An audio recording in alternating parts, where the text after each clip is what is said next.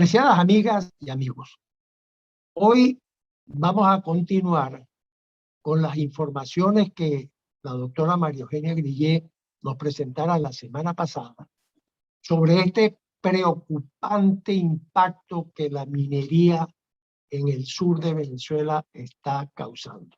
Y está causando no solo en el país, como lo viéramos, la explosión de la malaria que había desaparecido hace casi 60 años, pues volvió otra vez. Bueno, pero no solamente es en Venezuela, resulta que lastimosamente esto se ha convertido también en un producto de exportación. De manera que dejo con ustedes a la doctora Grillé, quien nos va a ilustrar con sus magníficas eh, datos e informaciones sobre este particular hecho que hoy nos ocupa. Adelante, doctora. Muy buenos días y bienvenida. Hola, buen día. Gracias, Alberto, por tenerme otra vez en tu programa y encantada de seguir nuestra conversación de la semana pasada. En esta edición vamos a hablar de cuál ha sido el impacto del aumento de la malaria en la región latinoamericana.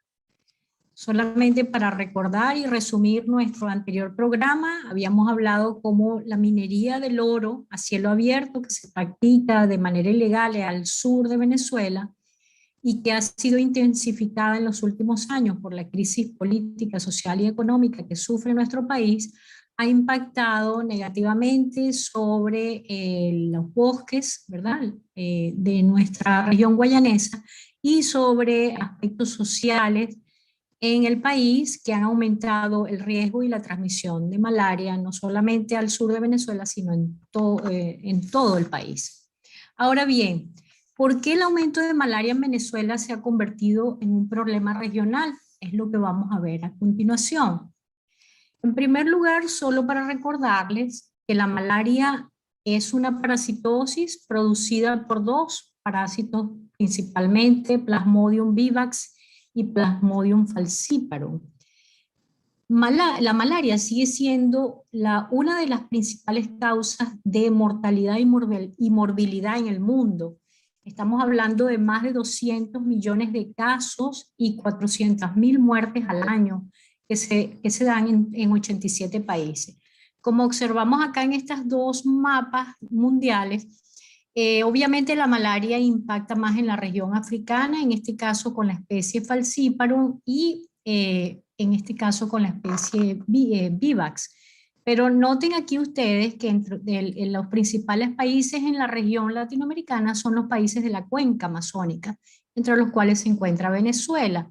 Y lo que quiero que vean es que los colores más intensos y cálidos hacia el rojo y el amarillo es mayor intensidad de malaria, y cómo Venezuela, y sobre todo el sur de Venezuela, luce acá en este mapa como de mayor intensidad de casos. De hecho, Venezuela actualmente es considerada el principal foco caliente, hotspot de malaria en la región. De hecho, el control y eliminación de la malaria es uno de los grandes desafíos en salud pública, juntos con ahora con el COVID, ¿verdad? Y dominan normalmente las agendas o mapas de ruta de todas las organizaciones internacionales, Organización Mundial de la Salud, etc.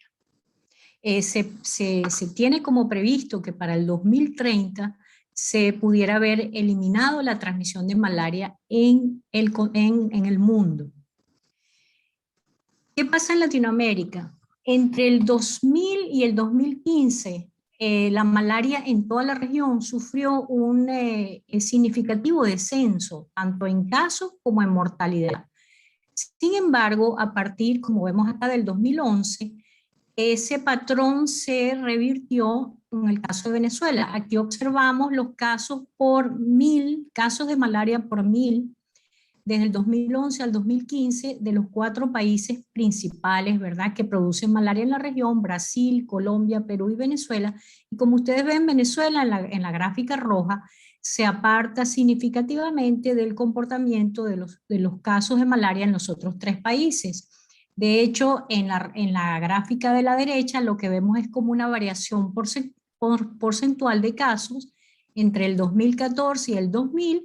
Como ven, en los otros países esa variación es negativa, mientras que en Venezuela ha sido positiva y ha incrementado. En otras palabras, Venezuela comenzó a separarse significativamente de esa tendencia regional a partir del 2011, y en esta gráfica que mostramos del 2007 al 2017, podemos decir que Venezuela siguió aportando la mayoría de los casos durante el 2016, 17, 18 y 19, y de hecho entre el 2015 y el 2018 se produjeron 1.200.000 y pico de casos de malaria, ¿verdad?, en Venezuela.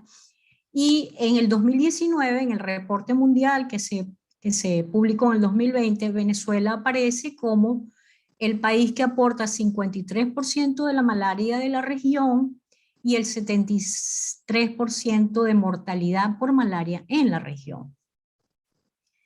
De hecho, es posible que esa casuística sea mayor a lo oficialmente reportado, como lo demuestran estas gráficas, ¿verdad? Esta gráfica son los casos que reporta el Ministerio del Poder Popular para la Salud. Esta sería la gráfica corregida que normalmente estima la Organización Mundial de la Salud, y esta es una línea, ¿verdad?, una casuística de casos que es estimada por todas estas ONG, tomando en cuenta el gran subregistro que existe en el país.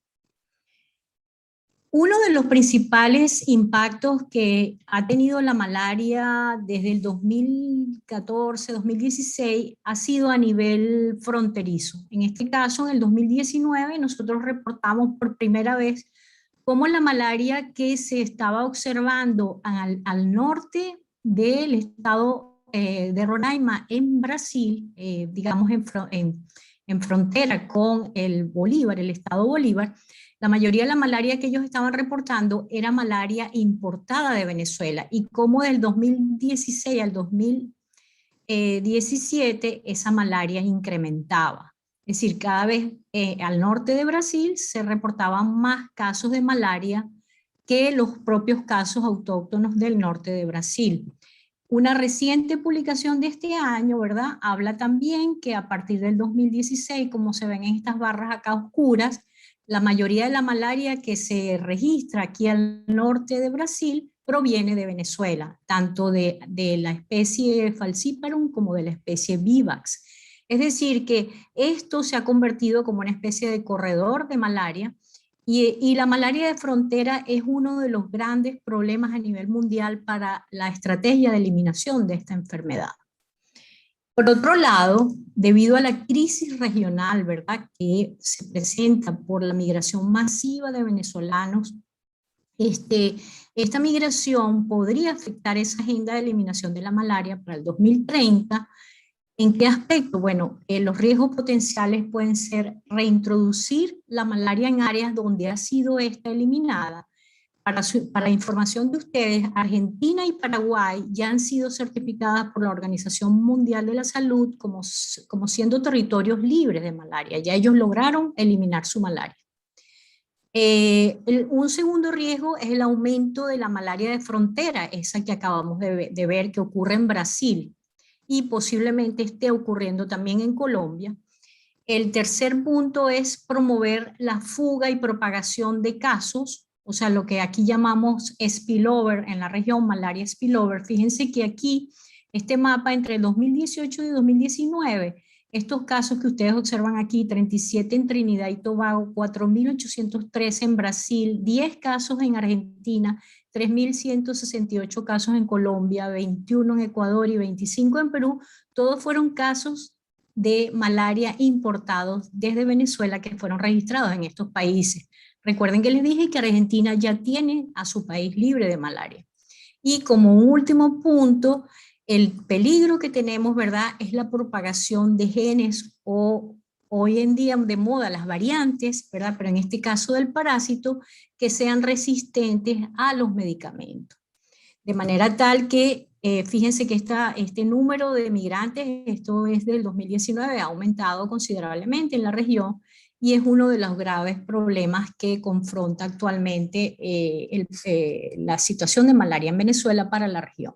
Entre los factores que impiden el progreso en el control y eliminación de la malaria a nivel mundial, podemos identificar limitación de fondos para la investigación y el control de esta enfermedad, programas de vigilancia y control deteriorados o inexistentes, sistemas de salud y competencias paralelos donde se crea un conflicto de intereses, ausencia de personal técnico entrenado, ausencia de programas de control vectorial de malaria, estrategias no actualizadas de estos métodos de control, carencia de estratificación del riesgo en el país y problemas de frontera o flujo migratorio. Como ven, todos estos factores, disculpen, están concentrados y son los que realmente presenta actualmente Venezuela y impiden o limitan el progreso en el control y eliminación de esta enfermedad.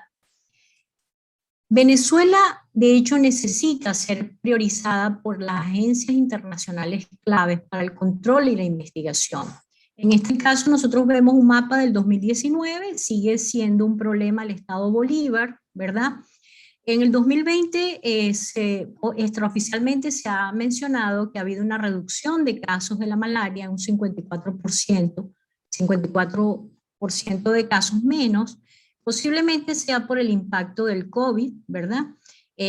Las estrategias, los programas de vigilancia, diagnóstico, prevención, tratamiento y control en general en toda la región han sido afectadas y en todo el mundo porque todas las estrategias de infraestructuras de salud están concentradas en el control del COVID y por supuesto en las medidas de mitigación han disminuido la movilidad interna, externa, etc.